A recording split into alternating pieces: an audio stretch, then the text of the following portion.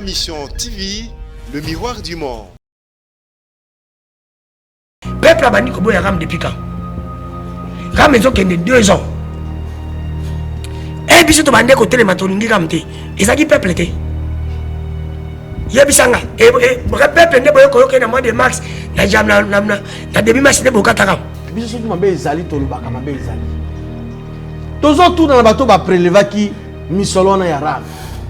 Mbongo ne ezali wapi? On vous disait ici que non, ezali du vol. Tant qu'on a vané ko tout na nana yibi yoyo abana.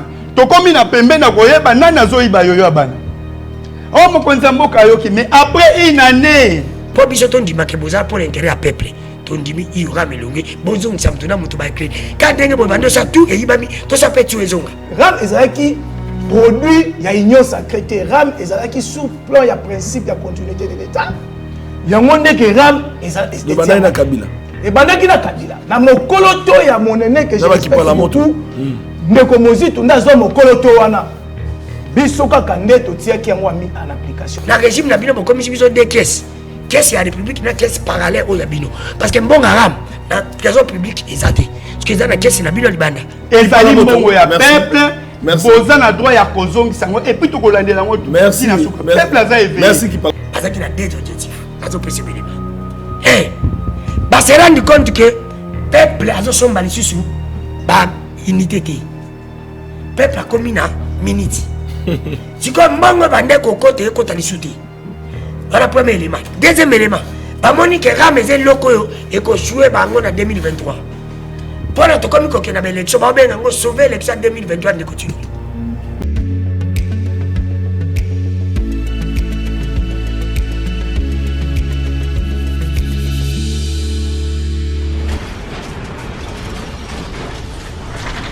Ma mission TV, le miroir du monde.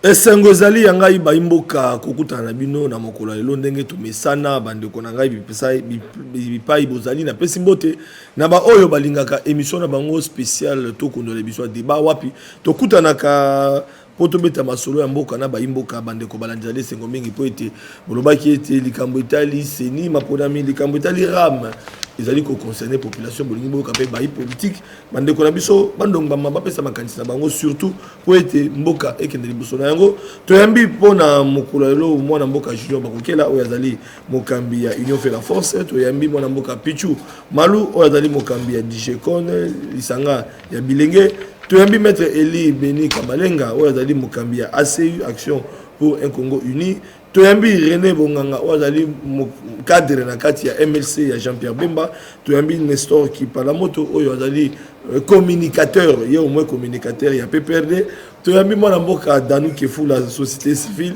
elongo na bango bandeko balandine tokobeta masolo na otali suppression ya Ram déjà c'est ngo bayete à partir ya mois oyo ezali ko banda bandeko tokobosa na oto bengaki Ram déjà na mois de mars tozobosa na oyo to bengaki Ram ekoleka ndenge nini bandeko balandi pona bandeko oyo balingi koyeba na bozindo nde tobandi masolo na biso na mokolelo wana na kobanda na bandeko na biso ya Union Sacrée ba communicateur Union Sacrée ata kokuna pe toko ka ba muso ba kondimate ekoleka ndeni ba kondoma pe na kata Union Sacrée ngo ba communicateur to ebite sous basement juridique pe to ebite soki kozala to ezalate mwana mboka junior ba kokela lelo yo Ram oyo upesaki bandeko na biso opposition mosala na oyo tali Ram enfin mbula matadi sa malukonde ba uti kolobela yango na banzi était déjà na début ya mars tokobosa na oyo talaki prélèvement na kati ya ba téléphone mobile prélèvement so ya taxe to bité so ya misori to bité tilelo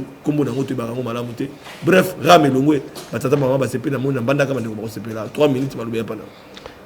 Merci Ndeko Flavien Roussaki Nandengo Pesibiso Maloba Lelo lundi 21 février 2022.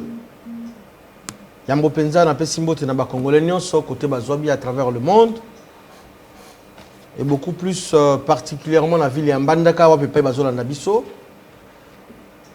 Nandenga na sala mo accent muke na makambo oyo le kana ville ya Mbandaka. On a rappelé le gouvernement central. La province de l'Équateur, ils allaient faire partie parmi les 26 provinces où ils ont composé Mboka Nabiso.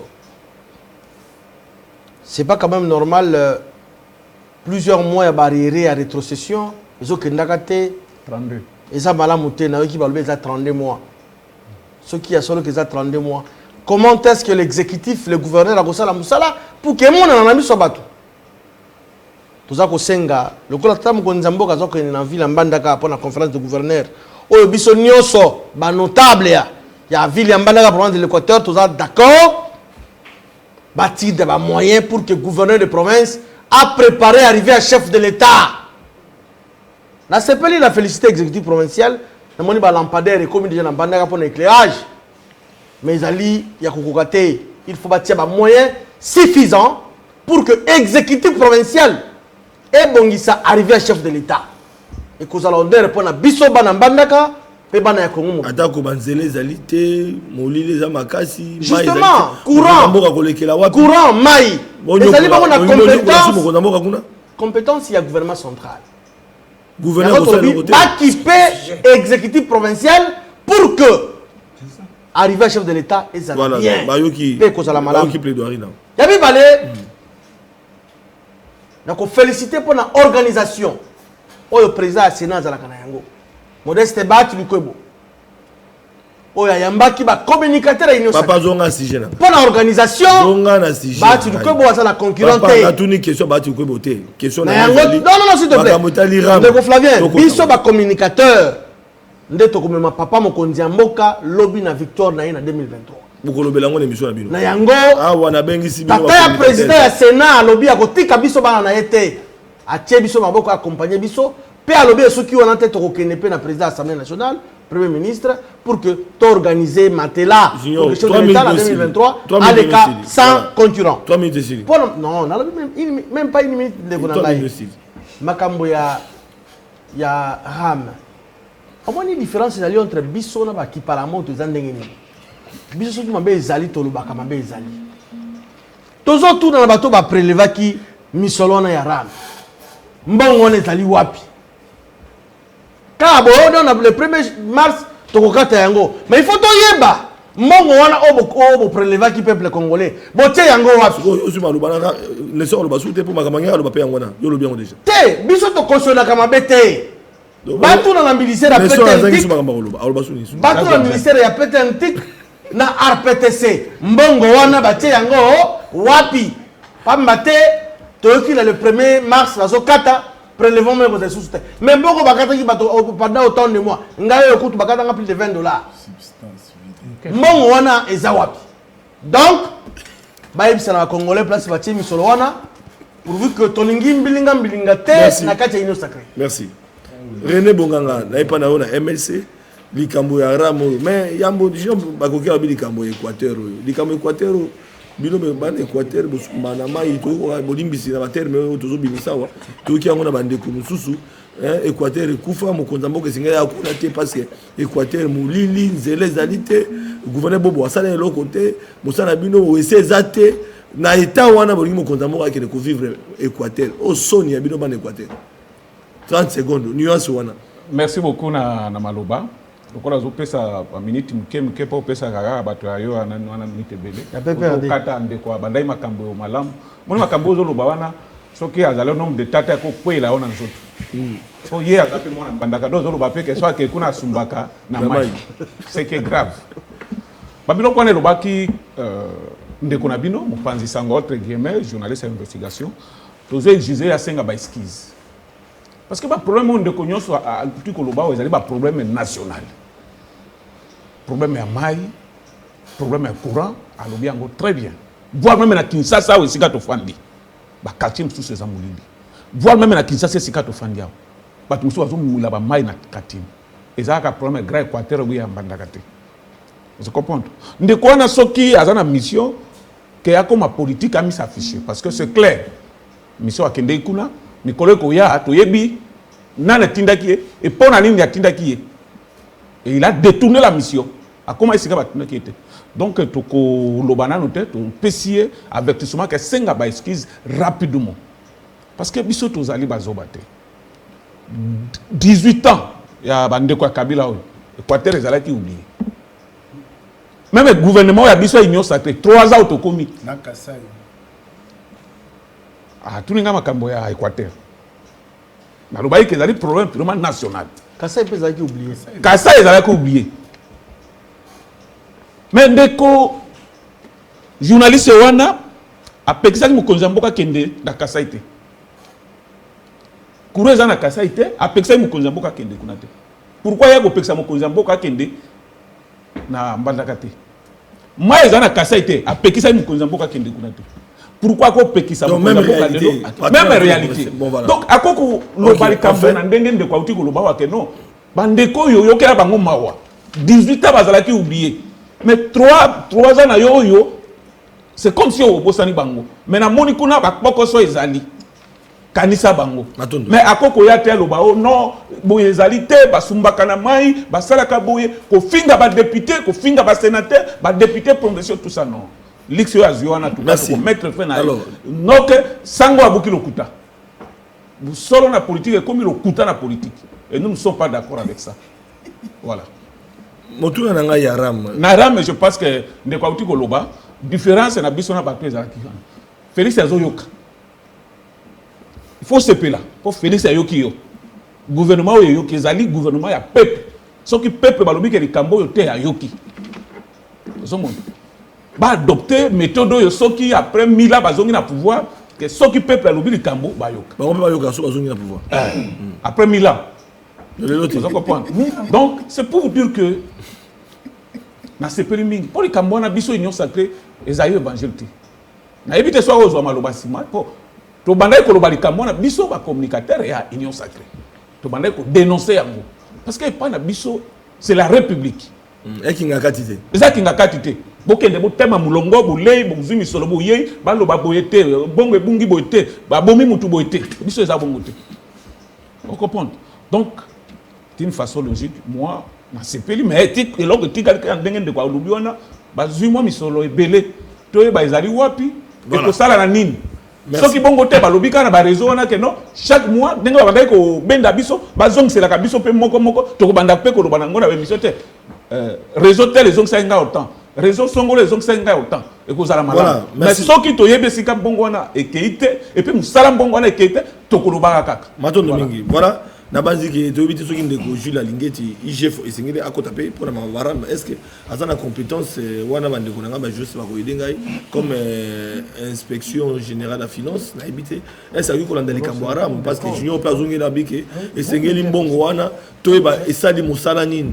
Alors, est-ce que l'inspection générale de la finance, maître Pichou, a coquille colandé la mission parce que les communicateurs de Konayo, Junior Baroque, la traçabilité, na suppression arabe. Merci beaucoup les combattants du peuple Ndeko Flavien. La répète à mon bête à cassette parce que vous allez moko oyo to bundi na obitumba makasi pour être le loyo bo konzezo na peuple.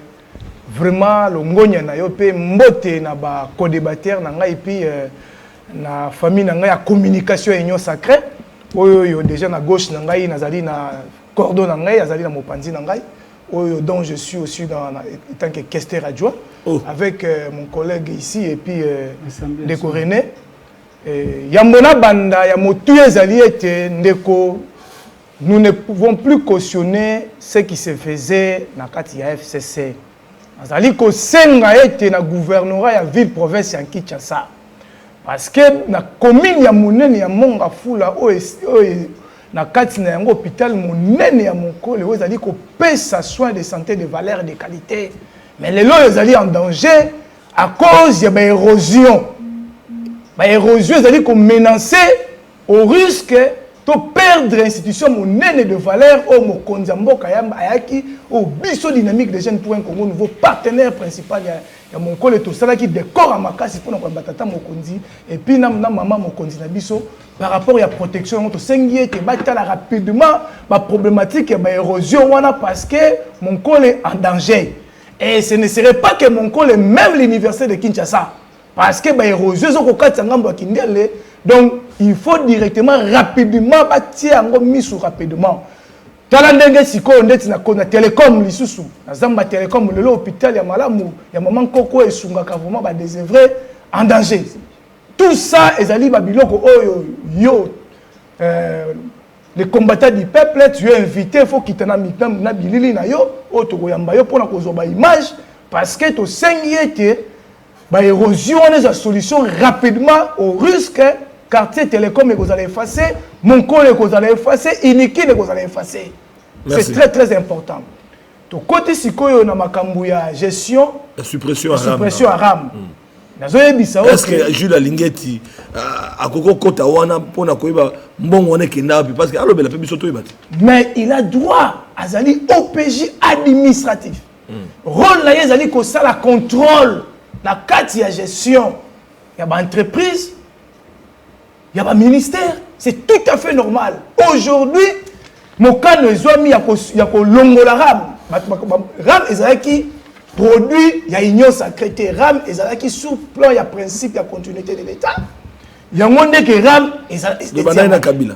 Et Banda na Kabila. Dans mon coloto, il y a mon aîné que je respecte beaucoup.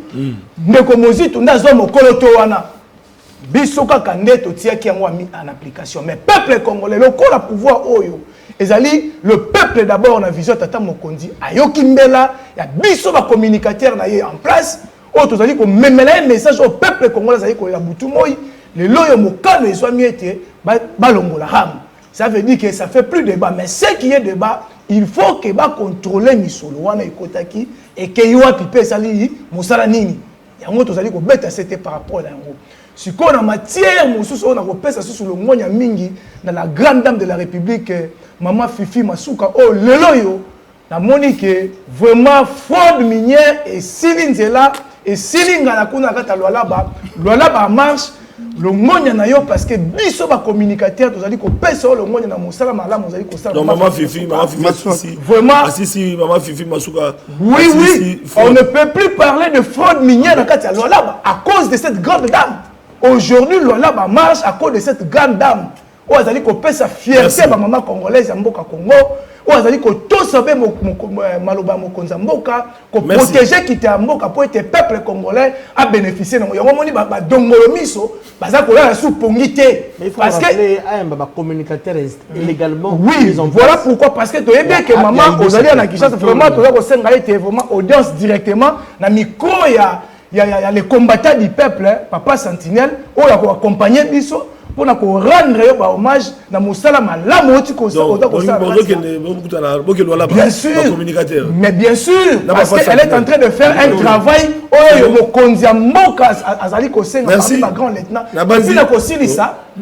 dans mon général Kassongo Kabouik pour l'encadrement de la jeunesse. Merci. C'est très important. Moi, je suis pas la moto.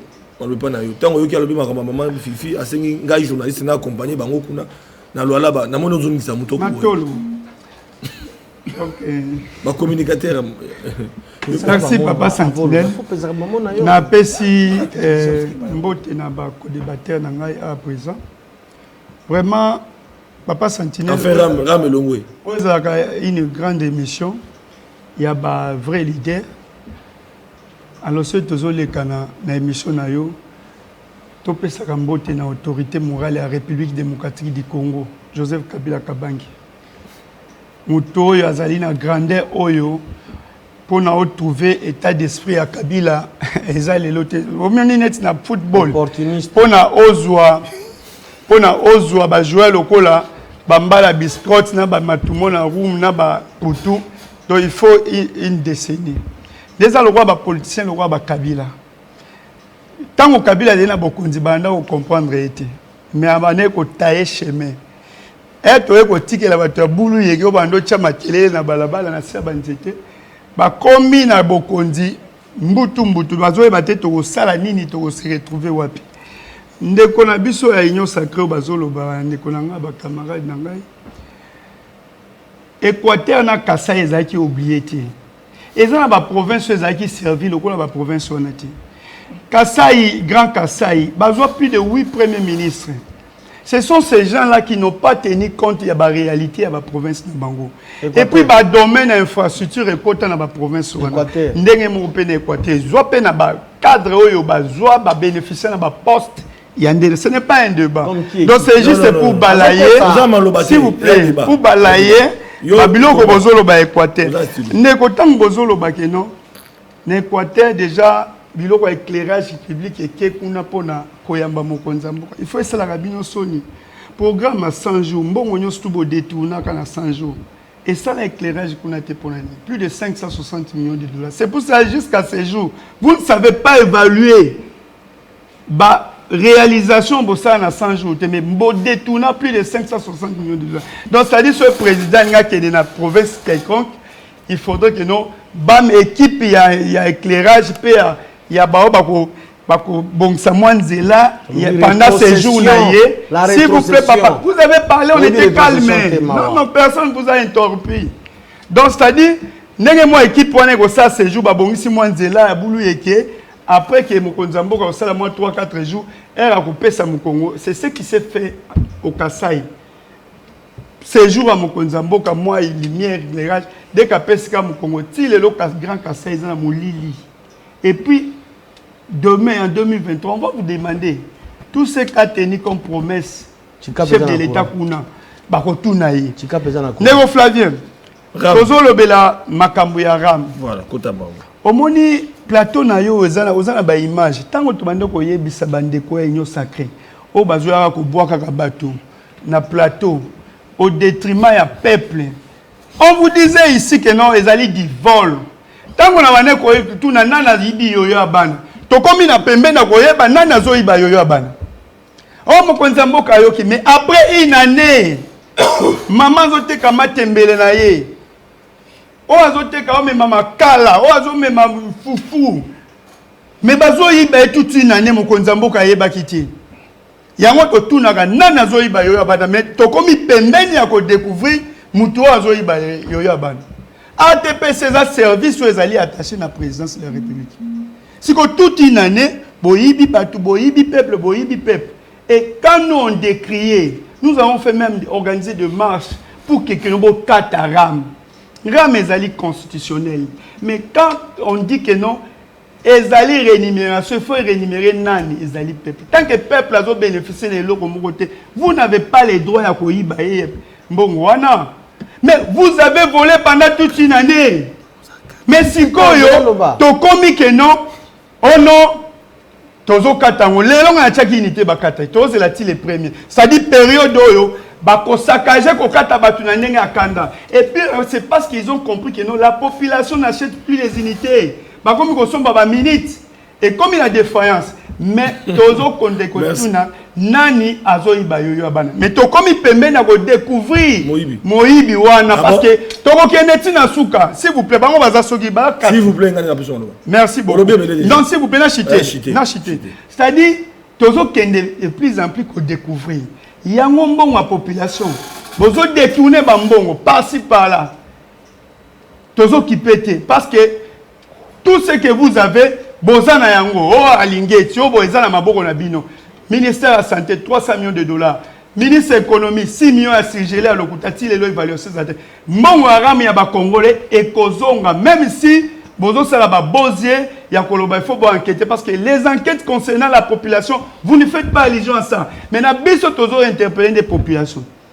Ozu Moïse Katumbi, Jean-Pierre Bemba, tous ces gens-là qui ont formé l'Union sacrée, baza parmi les consommateurs et en bon peuple et en gamme.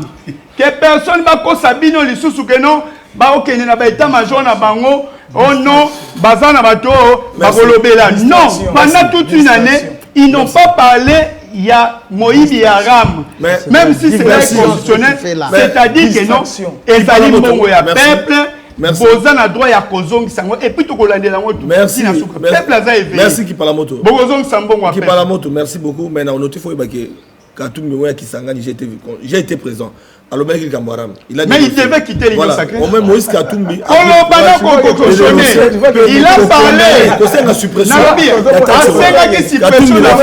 est toujours dans l'Union sacrée. Voilà. Il n'a pas quitté l'Union sacrée. Il demeure toujours dans l'Union sacrée.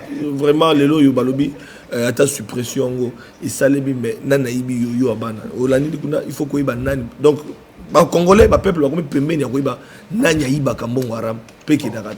Ndeko, Papa Sentinelle, d'abord, merci beaucoup Namaloba.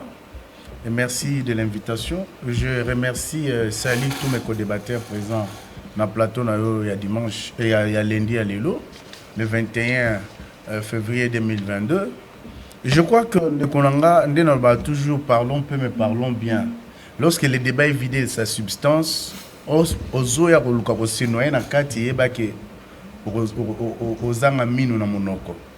comprenez que mes excellents co-débatteurs de l'Union sacrée, si ramassaki sujet vider substance nango, ndeko qui parle moto zoya pour nager, ils ont sans débat ils ont déjà vidé. Donc c'est pour dire que ndeko qui parle moto to meka koyoka moi soni parce que vous comprenez que différence entre biso na bino eza peuple au bino botanga peuple hein biso to service peuple na sincérité nyonso kobana mokonzamboka kino na biso moko à chaque fois tout mona que non eloko eza malamu te to décrire yango et peuple na biso alandaka ayebike ce que eloko ya malamu te to dénonçaka pe ndeko junior a dénonçaka ndeko René Bonganga dénonçaka ndeko Pichu Malo a dénonçaka ngai moko chaque fois peuple na biso aza témoin ma bezali tolobaka tolobila mamboram awa mbalebele que ezelo moko ezo faire souffrir ba congolais mais ce qui lelo mokonza mboka elongo na gouvernement ya mboka bazu décision ya ko suspendre taxe RAM. Vous allez constituer des mots lorsque quelque chose est constitutionnel, s'il vous plaît, lorsque quelque chose est constitutionnel, vous ne pouvez pas blâmer quelqu'un. Il y a la loi. Donc, le COLA, il a pris aux constituants, qui sont nos députés, de faire un travail tendant à faire des suggestions dans le gouvernement de la République pour suspendre. Et que le gouvernement aussi, donc tout comprendre que cadre où ils allaient instituer et ça et ça s'est fait dans un cadre purement institutionnel et il y a de quoi féliciter. Mais nous ne cesserons de le dire parce que Mbongo Bimaki, voilà. Papa Sentinelle à l'Obiawa, est-ce que IGF faisait compétent? A-t-il qualité pour nous Hollandais? Je crois que je vais y répondre par l'affirmative. Gilles Alingeti a une qualité, a compétent. Parce que mission Nezali, c'est la patrouille financière, pour contrôler la régularité, il y a finance, il y a Mboka. Place Bafa Ezali à l'Oba. Donc, ceux qui déjà bisomoro dans l'union sacrée, tu reconnaître yango to le beli yango. Ata au match au kiti au gangi. Peuple a comprendre que terrain est nager et ça pas.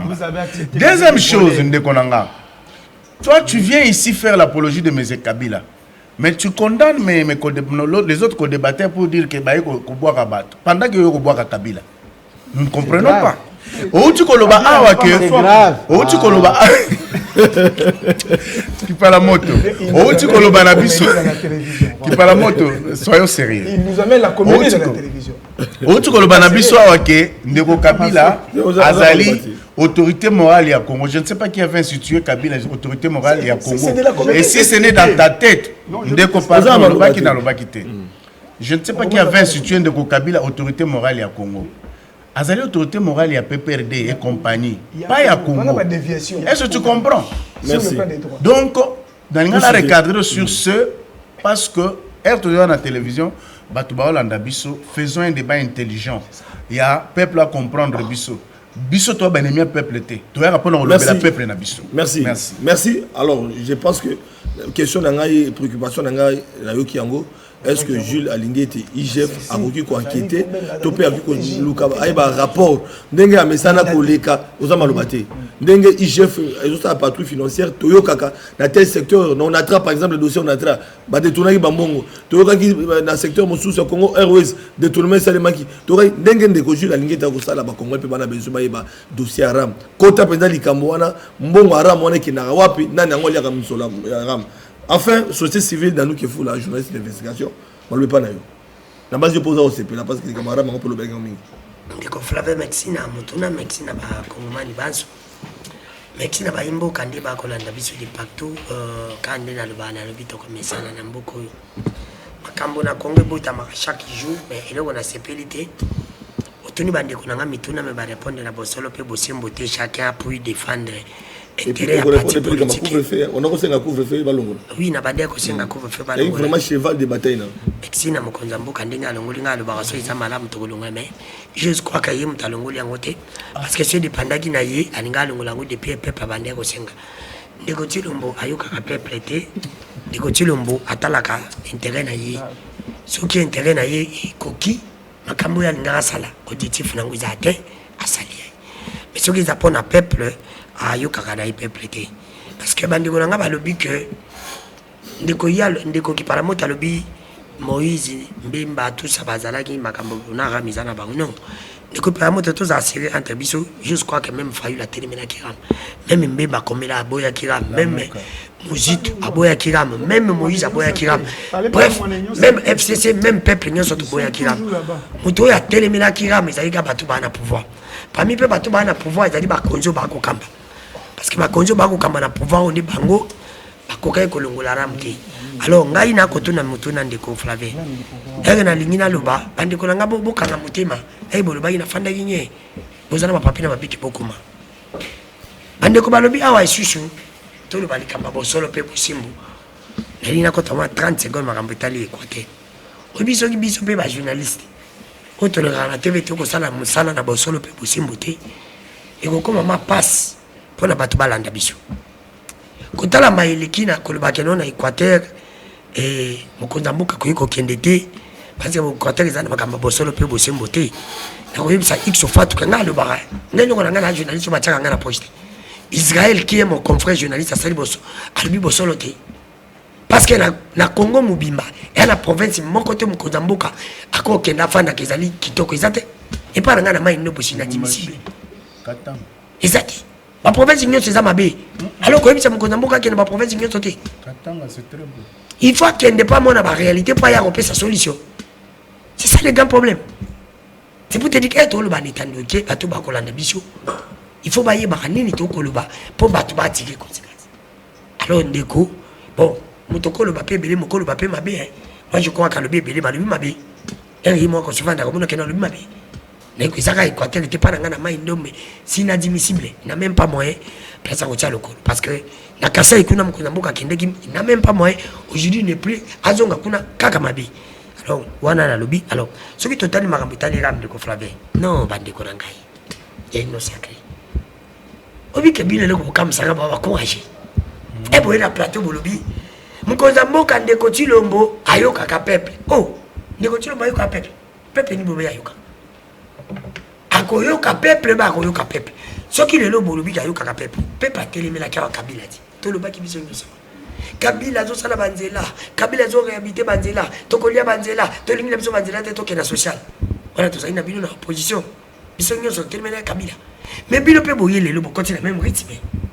Boko mo sala ka banzela. Boye bisanga nzela lino ndeko Tshilombo atongi. Ndeko Flavie naza journaliste ndeko Flavie yo kale bisa ndeko Flavie atuni mokoma mopesa ndeko Flavie bakoma ndeko Flavie bakoma na tuna bokoma nalobi ndeko papa tika na nzamba lo kipa moto kama lobati ndeko Flavie ezana nzela moko te ndeko Tshilombo atongi oyo ndeko Tshilombo asali akopie ndeko Kabila nazo pesa bilema ndeko Kabila bandeko zo banzela a réfectionner abuki ati makadam a élargi ndeko Tshilombo ila banzela o ezalaki yakala ati makadam wale za kotonga te batonga nzela o ezalaki te aye nazolo ba ona naloba na lingala yebisanga nzela oyo nzela ezalaka nini na peso elema batonga nzela oyo neti na kitambo lobikelo pona kokende banda tozakala prince kasavubu mais to nzela ni tokoyo kosala ezalaka kusi oyo tokoyi kotonga po eyira bayimboka babuki ndi bano bakotonga mais soko zi banzela oyo ezalaki otie makadamu osali oyo Kabila asalaki neti na makadamu ya biso ya oyo ya boulevard tolobake Kabila nde mutatonga Kabila komisoka monene ti ezalaki me Kabila komisa monene ndenge bino bokosala bokopie Kabila peuple aboyaki na bito kolia banzela te Kabila kosala biso banzela te ke na social est-ce que bino kosani alobi peuple ndeko Tshilombo ayokaka peuple abandi koboya ram depuis quand ram ezokende 2 ans et biso to bande ko telema to lingi kam te ezaki peuple te yebisanga peuple ne boyo koyoka na mois de mars na jam na début mars ne bokata kam peuple wapi bolo bana biso clair que bazaki na deux objectifs bazo pese belema ba se rendre compte que peuple azo somba lisusu ba unité te peuple a commis na minute. Si comme mango bande côté les soutés. Voilà le premier élément. Deuxième élément, Bamoni que ramène loko et que jouer bango en 2023. Pour notre comme qu'on a l'élection, on va sauver l'élection 2023 de coutume. Bilo ko nyonso oyo ezalaki ya mabe ya ndeko tini ba olongola. Oyebi ke bango nga na journaliste d'investigation ta ba boyango. Ba kendeki na ba télécommunication ba réseau. Ba si bango no lokola mbongo bato ba so malisu ba créditer to kende bokata bango tina minute. Bande ka télécommunication ba si bango te minute to ko bena mutu minute den so yiba mbongo na porte-monnaie ya mutu. Minute zane ti porte-monnaie. Wana biso to ko kokota te. Oyebi ke lo kamala mutu ko kanisa régime oso balongwe. Eza minute ba elibiso. Minute na tanga kabila to yiba kango te. To yiba na tanga na bango. Eza li technologie évoluer pour na ko yiba. Peuple yabisa nga bon. Oya ko zamana ba démonter na minute ni to ba 200 minutes, mais to ba 200 minutes na tanga kabila. Minute e pour na ni pas bino bo yibi biso biso to changer système. Bino bo yibi biso to changer système. Ndabiso to bimisi système a minute. Balinga na bino na système. Balinga na biso na minute. Bana biso na minute ndeba. Ndeba to boy. Tiko yebisa nga. Tiko lobi ke boyo kaka peuple. Oui. Peuple bande oboya ngo. Est-ce que ndeko na ngai? Oui. Ndeko na ngai boko mesa. Ah, société civile. Nabi boko mesa. Nobel peuple. Nabi boko mesa na. Société civile. Il n'y a pas un problème. Ndeko Flavien. Botika dano lo bate, botika dano lo. Cité Ndeko Flavien. Bona nini? So vous allez les mains à koloba on ngala beza likuta. Et boko za malibandi ko bolobiti. Pourquoi bolingi boza agité boy? Bandiko na ngai. Boko mesa na. Parce que bino makambo boko l'intérêt à peuple présenté. Bino boko mona intérêt à bino ndiko Chilombo. To quel isusu Ndeko Flavien? Balobi ngai te bango mutu balobi 30 secondes bango. Babe mkonza mboka luka pepe. Ndeko Gideon. Ering rame kotaki na Congo. Icho fate bando kata batu crédit. Le même jour le lendemain na ngoto bando telemate. To sala ba marché de. Bande wa société civile muzo ba sala ba marché de. Ngalo to boya ngote. Tiko pepe nino ya yuki. Tiko boya pepe nino ya yuki po oya bande ko balobi da pepe. Bolingo ba kena arrêta. Boye ko conseil des ministres elle ba bengaki ministre apete ntik. Batuna ki balobi mbonga rame kenda wapi. Ebise biso kenda wapi. Gouvernement na biso aibi place mbongo kenda kate. Siko soki gouvernement mutayo ki peuple. Gouvernement ndem difaçon biso mbongo na biso. Mais gouvernement ebise biso ke ya na trésor public mbonga rame ezate. Mbonga rame zakana pushanga. Bino nde boza ba communication union sake bafundi régime na bango ke bino boyeli biso technologie ya mal intentionnellement volé pour na kuyiba peuple ya kokende biso mbongo na biso mbongo mususu na régime na bino bokomisi biso deux caisses ya république na caisse parallèle o ya bino parce que mbongo ram na trésor public ezate parce que na caisse na bino libanda c'est pour te dire que biso mokoza boka ponga na ndima. Ils ont idée à madame to début bravo. Et pour un dimanche qui a solo peu boucher mon Ndeko Flavien. Ce qui au sali mon ninga lisou. Pour na olimbisa basu me posani. Faut qu'il n'est pas motoano sengi pardon, n'a pas sengi. Pour biso ton dimanche boza pour l'intérêt à peuple. Ton dimi il y aura melongé. Bonjour samtuna mutu ba créer. Quand dengue bo bando ça tout et yibami to ça peut tuer zonga. Merci beaucoup. Voilà, la moindre réaction est belée. Deuxième tour de table, 2 minutes. Maître Pichou, c'est la vraie qui est maître. Non, non, à Sengi, on déconne à Union Sacrée. Oui, cordon, c'est mon coordonnateur. 2 minutes, dans le chrono, 2 minutes. 2 minutes. Merci, allez. Ndeko Flavien, Monique, ça c'est comme on a un théâtre dans le plateau, où il y a responsable de Kolanda Bisso. Et puis du perroquet. Mais c'est anormal. Mon frère, affaire et arabe, parce que le vol, est-ce que Baye Bissabiso, est-ce qu'ils ont de preuves au bas de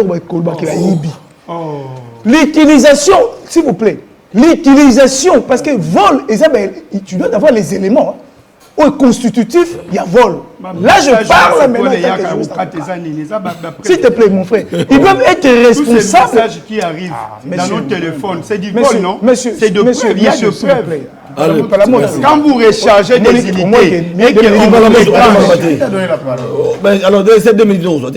Ah d'accord. Alors même la biso ba comédie na kata plateau abenga Kabila autorité morale à Congo, ils ont comédie. Ça vous dérange? Alors ils ont pas théâtre autorité pour permettre on a place au PC. Bref, azolo bisa yo mon frère. Vol ils ont ba élément na yango o esala ka ba qualifier vol. Est-ce que baza capable de définir yango? Oui. S'il vous plaît. Nous ici, étant que bateau,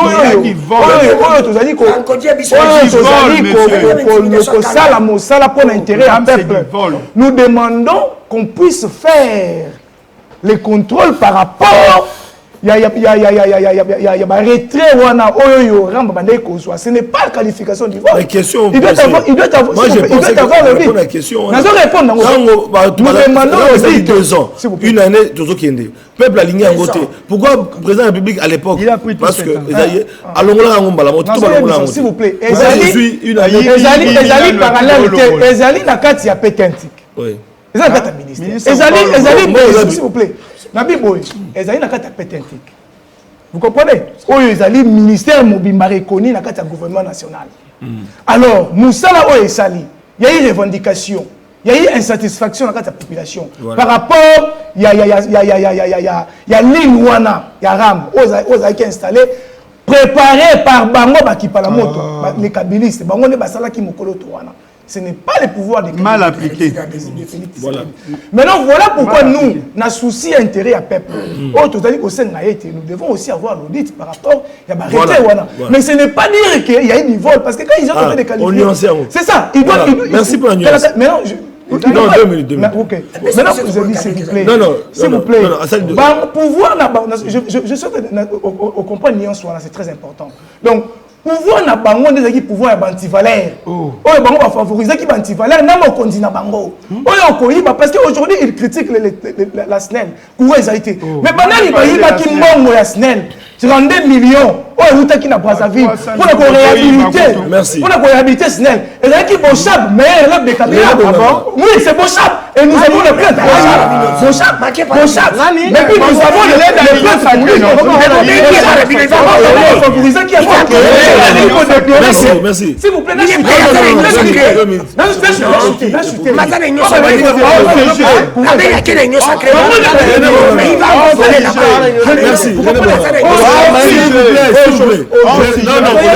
retournez dans les s'il vous plaît.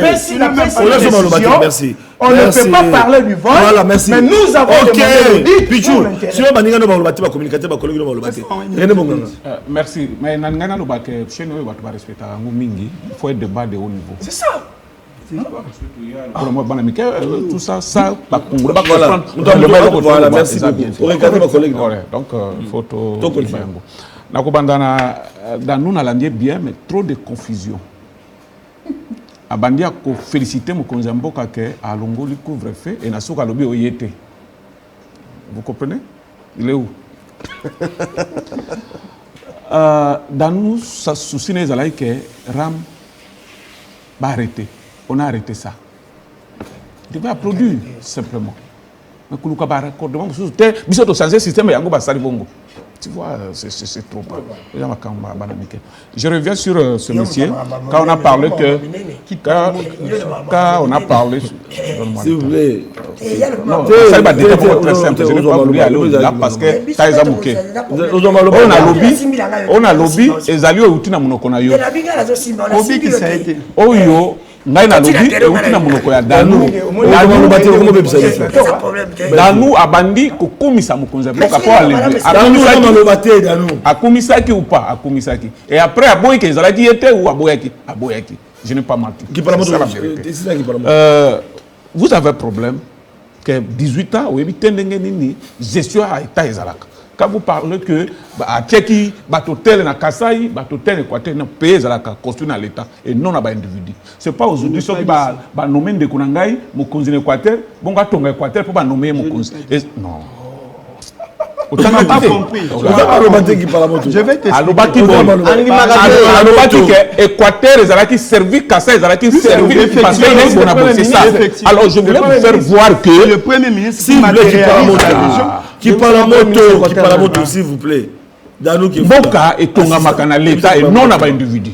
Il fallait le bander que projet tel les alaka na Kasaï, basala ki boité. Projet tel les alaka l'Équateur, basala ki boité. C'est ça que tu allais dire. Désolé. Autant que Kombo a Bemba à Bizuma, mon cher ami. Quelque part,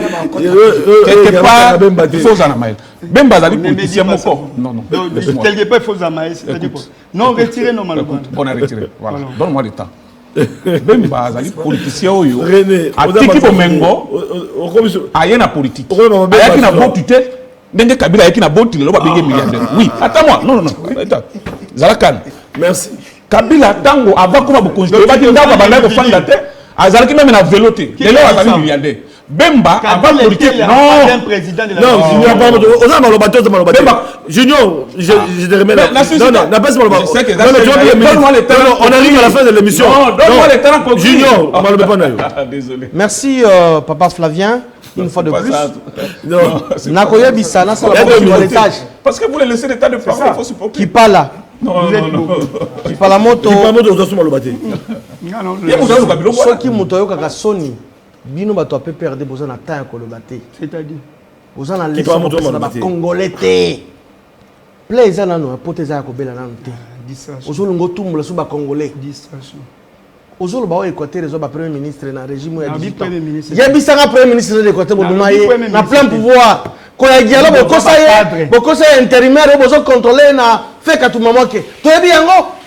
il avait quel pouvoir selon toi ndeko boyokaka soni yango tozosenga gouvernement central na entremise ya président Félix Antoine Tshisekedi Tshilombo à s'occuper de la rétrocession à la province Équateur pour que esala misala monana lelo bato bakomi ko contester pambate 32 bondeke ndeko lobi et que ndakata rétrocession misala ko salema ndenge nini oh Danou je suis très abasourdi lelo affirmé na plateau sérieux qui aux à la opposition olobi tozala ki na bino na opposition na jora ba mona yo donc aux sous ils ont une investigation aux arrêtés opposants ndeko nangai tozala ki na bino na opposition ah on a compris que tout ça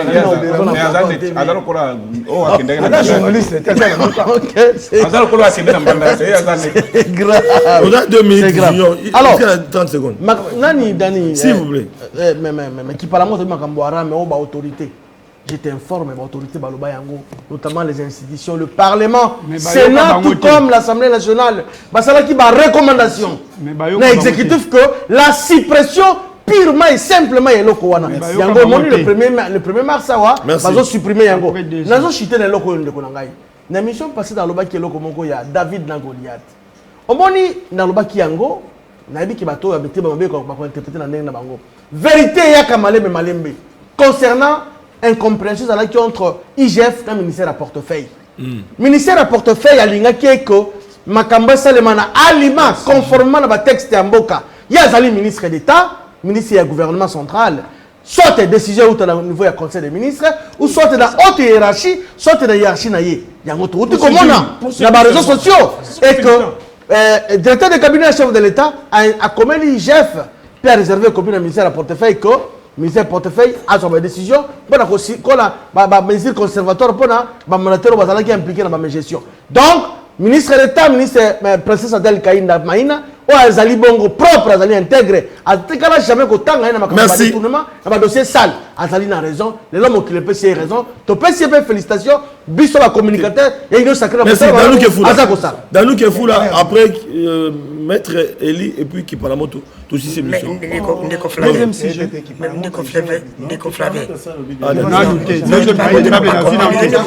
Deuxième tour de table. Émission comme la souka. Il y a un journal. Tout le monde 5 minutes. Ndeko Flavé. Tout le babosolo pe bosembo. Na yoki makambo bandiko. Maître Junior. Omoni na vie vérité za la côté moko vérité za kana milete. Awa nde na yebo ngandi ko Danou Kefoula na ya ntaka individu yo avocat. Mais j'espère que vous avez un avocat na ngai bino nyonso misato. Mais boya en tant que baï politique. Oui, en tant qu'avocat. N'a pas en tant que Congolais, pas en tant que journaliste. Journaliste, tout ça, il flavé. Mais n'a pas de moko. N'est pas tout le monde Kabila. Parce que Zagina Bosolo, tout le monde régime a été. Il y a un bisou tout ça qui est opposant. N'est pas côté le régime de côté le Mbako Kambalelo. Pour la cause, c'est plein d'années à gérer en côté. Au Beninga opposant, oui, en tant que Congolais, je suis opposant. En tant que journaliste, je reste net. Merci côté wana. Alors, na kena deuxième chose. Ndeko nanga René Bonganga oya attaqué ndeko René. Na comprendre que ça na MLC mo ça na MLC. Alors que non le baron ndiko ça oyebi makamba politique oyebité. Vrai ou faux que ndeko na biso ministre ya santé. Mbungani akomaki déjà lettre na gouvernement que balongo la couvre parce que tu as Covid qui dit musala nga monate. Vrai ou faux? Mais il fait partie du gouvernement. Tu n'as pas son minimum. RIA, comment tu l'as dissocié ministre. On a fait de l'émission. Non, non, c'est injuste. Deuxième tour de table dans une. S'il vous plaît. Il propose, ça passe au conseil de ministres. S'il vous plaît. Malobaté. RIA lobby et les cas de la conseil. Et les cas qui déjà dans le conseil des ministres. Et les cas qui dans le conseil des ministres, oui, en tant que journaliste, c'est possible de éviter. Bah, il va qui va nous couvrir. Nana ko pesa ndingi sabana ngula. Merci. On est rangé. Mukai mukoza mboka lobby, balongola ke balongola. Je l'ai dit. Lobby. Merci. Non. Lobby. Il y a lobby malenga. Il y a lobby. Danou, merci. Lobby qui a la parce que c'est parce que Danou, s'il vous plaît. On a perdu de Merci. Il n'y a pas de problème. Danou. Est-ce que non, c'est bon. Merci, vraiment le bassoudé. mais la commission S'il vous plaît. Danou a joué. Danou Sunganga. Danou, c'est pas toi qui... S'il vous plaît. Moi, Malobate. Danou, s'il vous plaît. Danou et Dengaï, Danou. Merci, Danou. S'il vous plaît, monsieur Sili. Une minute. S'il vous plaît, mon cher. Auto déranger qui parle la moto. Merci. Une minute, souffrez une minute. Merci beaucoup, Papa Sentinelle. Je crois que R toujours dans la télévision, il faut te barato kolobanini. Et puis chaque fois que nous prenons parole pour un sujet, il faut te baraquer. Question est à poser boye, t'orienter au boye pour te satisfaire pour bazolanda biso. Likamwaram, Papa Sentinelle, il y a eu plusieurs plateaux organisés par vous sur la RAM. Total, il y a une procédure. La taxe RAM avait été instituée par une loi. Et Luki Makelele, Toloba qui très bien awake. Parlement, il faut Azwandingisa, il y a kozwa décision que non longola taxe au RAM. Donc surtout l'année, le principe à théorie de l'acte contraire, il fallait une loi pour y remplacer. Dès qu'on coordonne à Busso Bakokel, à autre qu'on précise.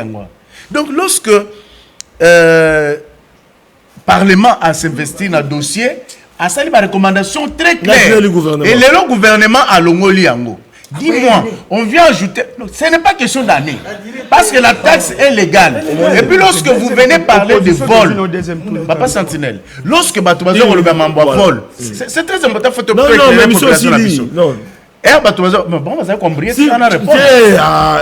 lorsque vol, la taxe a été légalement instituée par une loi, s'il vous plaît. Merci. Et perçue suivant cette loi-là. Merci beaucoup. Qui parle à moto? Vraiment, Ndeko Flavien. Une minute. Merci. Tango nazotanga ba leader oyo ya opposition. Tango nazotanga ba leader oyo baza na union sacrée. Parce que tango bakenaki ko adhérer na union sacrée balobaki yango vision chef de l'état. Yango nazotanga ba Bemba ba Moïse bango surtout vision wa chef de l'état ezaki ya koyiba peuple na ram. Yango na nazotanga ba kombo na bango okozala o dénoncer mais auto continuer ka kozala en alors tango na lobby s'il vous plaît Ndeko Flavien. Tango na lobby tango na zolo bakeno s'il vous plaît tango na zolo bakeno tango na zolo bakeno Kabila azali autorité morale ya journal papa c'est Joseph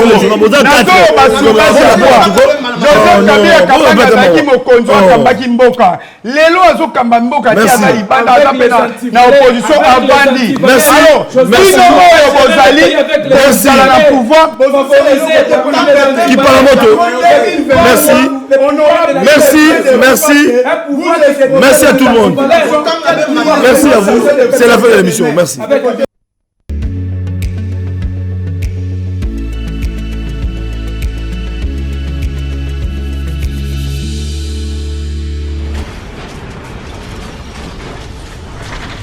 Ma mission TV, le miroir du monde.